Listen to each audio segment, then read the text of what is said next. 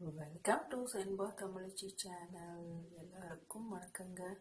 இன்னைக்கு நாம வீடியோ பார்க்க போகிறது simple tips to cure cold, nose block, cough, fever. வாங்க வீடியோக்குள்ளே போகலாம். சளிக்கு இன்னைக்கு என்ன பண்ணலாம் அப்படிங்கிற ஒரு சின்ன டிப்ஸ் தான் இது. இதுக்கு நீங்கள் சின்ன வெங்காயம், பூண்டு ரெண்டையும் இது மாதிரி லைட்டாக தட்டி அதோட ஸ்மெல்லு வர மாதிரி. இப்போ குழந்தைகள்லாம் பார்த்தீங்கன்னா சளி அப்போ ரொம்ப ப்ரீத் பண்ண முடியாமல் ரொம்ப மூக்கடைச்சி இருப்பாங்க. ஸோ அவங்களுக்கு இந்த வெங்காயம் சின்ன வெங்காயம், பூண்டு ரெண்டையும் தட்டி வச்சு இது கூட வேணும்னா வேப்பந்தழை, துளசி இது நாளையும் வச்சுட்டு நீங்கள் குழந்தை தூங்குற அந்த தலகாணி கிட்ட வச்சுட்டிங்கன்னா அவங்களுக்கு இன்ஹேல் பண்ணுறதுக்கு ரொம்ப ஈஸியாக இருக்கும். இது கூட யூcalyptus ஆயில் ஒரு ட்ராப் விடலாம். விட்டிங்கன்னா கொஞ்சம் அவங்களுக்கு லைக் ரொம்பவுமே மூச்சு விடுறதுக்கு திணறும் போது நேசோ கிளியர் அது மாதிரி தான் நீங்கள் கொடுத்துருப்பீங்க. இது நேச்சுரல் இன்கிரீடியன்ஸு. ஸோ இதனால என்னென்னா வெங்காயம் எப்பவுமே உங்களுக்கு தெரியும் கிருமி நாசினி.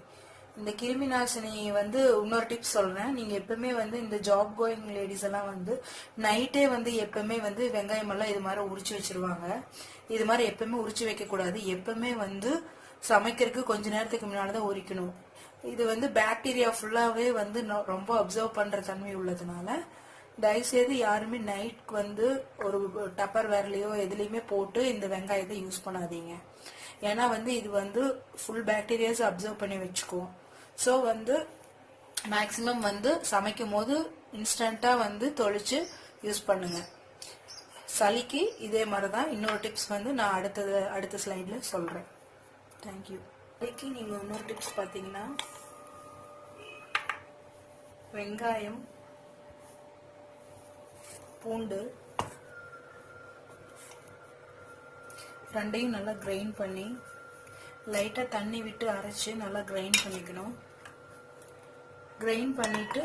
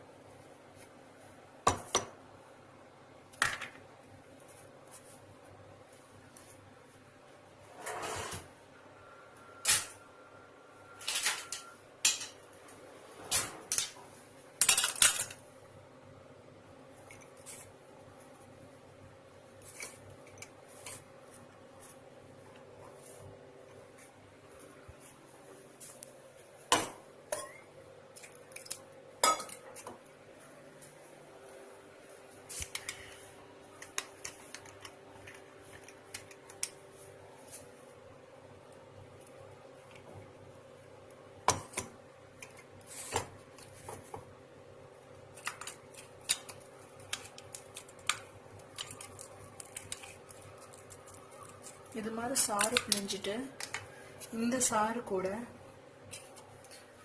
கொஞ்சம்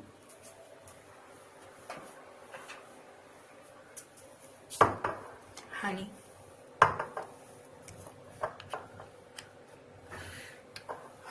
ஆட் பண்ணிக்கலாம். அவ்வளோதான். இது நல்லா மிக்ஸ் பண்ணிட்டு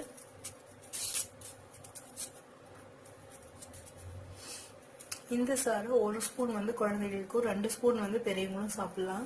இது மாதிரி வெறும் வயிற்றுல ஒரு 2லேருந்து 3 நாள் சாப்பிட்டீங்கன்னா சளி சீக்கிரம் படுத்துரும். குழந்தைகளுக்கு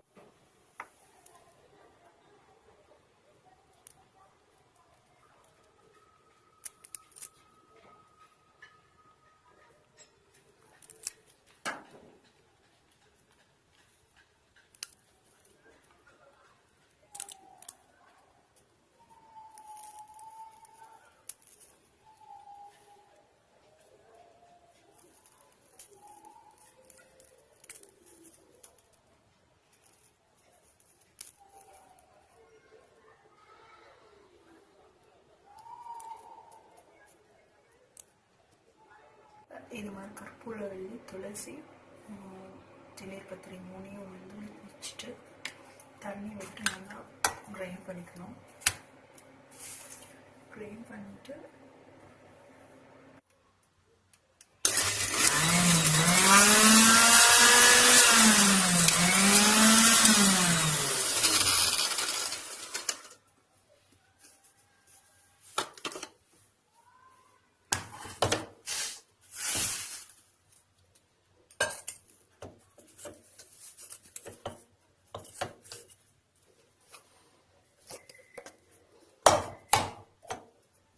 நல்லா கிரைண்ட் பண்ணிட்டு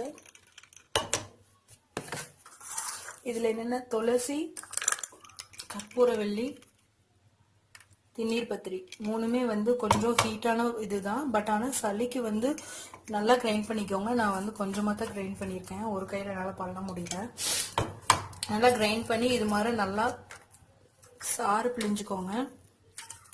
கொஞ்சமாக தண்ணி விட்டுக்கோங்க, இவ்வளோ தண்ணி கூட தேவையில்லை. கற்பூரவல்லி ரொம்ப ரொம்ப சளிக்கு ஏற்ற ஒரு மருந்து. இதனால எந்த சைடு எஃபெக்ட்ஸும் கிடையாது. ஒரே விஷயம் என்னன்னா, இது வந்து ரொம்ப ஹீட்டு. அதனால வந்து உள்ள இருக்கிற ரொம்ப நாளத்து சளி எல்லாம் கூட இலக்கி சீக்கிரமா பழுத்துரும். இது மாதிரி நல்லா கிரைண்ட் பண்ணிட்டு பார்த்தீங்களா, இது மாதிரி சாறு வந்தாச்சு. ஸோ இது வந்து என்னென்னா கற்பூரவல்லி, துளசி, திண்ணீர்பத்திரி மூணையும் வந்து ஈக்குவலாக 4 தலை எடுத்திருக்கேன். எடுத்து நல்லா கிரைண்ட் பண்ணி இது மாதிரி சாறு எடுத்துக்கோங்க. இது கூட உங்களுக்கு வந்து தேவைப்பட்டா பெப்பர் பவுடர் மிக்ஸ் பண்ணி தேன் கொஞ்சம் விட்டுக்கலாம். தேன் வந்து 1 டீஸ்பூன் வரைக்கும் போடலாம். சுத்தமான தேன் எடுத்துட்டீங்கன்னா இது மாதிரி வந்து நல்லா மிக்ஸ் பண்ணிட்டு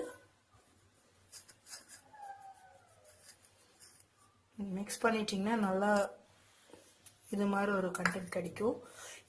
இந்த சாரை வந்து டெய்லியுமே ரெகுலரா வந்து வெறும் வயிற்றுல 3 நாளைக்கு மேல சாப்பிட வேண்டாம். ஏன்னா இது வந்து ஓவர் ஹீட்டு. ரெகுலரா 3 நாளைக்கு அப்புறம் சாப்பிட்டுட்டு விட்டுட்டீங்கனாலே சளி வந்து சீக்கிரமா பழுத்துரும். இதுவும் ஒரு நல்ல மருந்து சளிக்கு. அடுத்த சளிக்கான ஒரு மருந்து என்னன்னு பார்த்தீங்கன்னா திப்பிலி. இதான் திப்பிலி. இதுக்கு பேர் வந்து லாங் பெப்பர்னு சொல்லுவாங்க. இது வந்து எல்லா நாட்டு மருந்து கடைகள், பூஜா ஸ்டோர்ஸ் எல்லாத்துலேயுமே கிடைக்கும். இந்த திப்பிலியை நல்லா வறுத்து பொன்னிறமாக வறுத்து இது வந்து நல்லா வெடிக்கணும், பட்டு பட்டுன்னு வெடிக்கும். அது வெடிக்கிற வரைக்கும் இது நல்லா கிரைண்ட் பண்ணி இது மாதிரி வச்சுக்கணும் பவுடரை. இதான் திப்பிலி நான் ஃபஸ்ட்டே வந்து அரைச்சி வச்சுருக்கேன். நல்லா வறுத்து மிக்சியில் போட்டு அரைச்சி வச்சுக்கோங்க. இது மாதிரி ஏர்டைட் பாக்ஸில் போட்டு வச்சிட்டிங்கன்னா பல மாதங்களுக்கு யூஸ் பண்ணலாம்.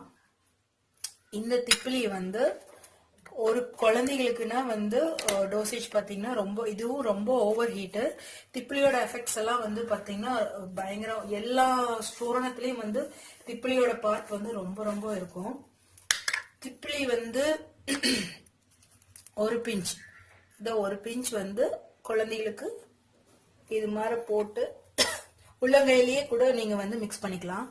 போட்டு தேன் மிக்ஸ் பண்ணி கொடுக்கலாம். பெரியவங்கன்னா 2 பிஞ்ச்ல இருந்து 3 பிஞ்ச் வரைக்கும் வந்து இது மாதிரி வந்து தேன் போட்டு குழைச்சு சாப்பிடலாம். இதுவும் வந்து வெறும் வயிற்றுல தான் சாப்பிடணும். சளிக்கு வந்து சளி, இருமல், காய்ச்சல் இது மாதிரி வர எல்லா சிம்டம்ஸ்க்குமே வந்து இந்த திப்பிலி வந்து ரொம்ப ரொம்ப நல்ல அருமருந்து. திப்பிலி இது மாதிரி நல்லா மிக்ஸ் பண்ணிட்டு நல்ல நாக்கில் குழந்தைங்களுக்கு வந்து நடு நாக்கில் வந்து அப்படியே வச்சு விட்டுருங்க. அவங்க அதை அப்படியே சப்பி சாப்பிட்டுட்டதுக்கு அப்புறம் சுடு தண்ணி கொடுத்துருவாங்க. இது வந்து வெறும் வயிற்றுல தான் வந்து கொடுக்கணும். இது மாதிரி இருக்கணும்.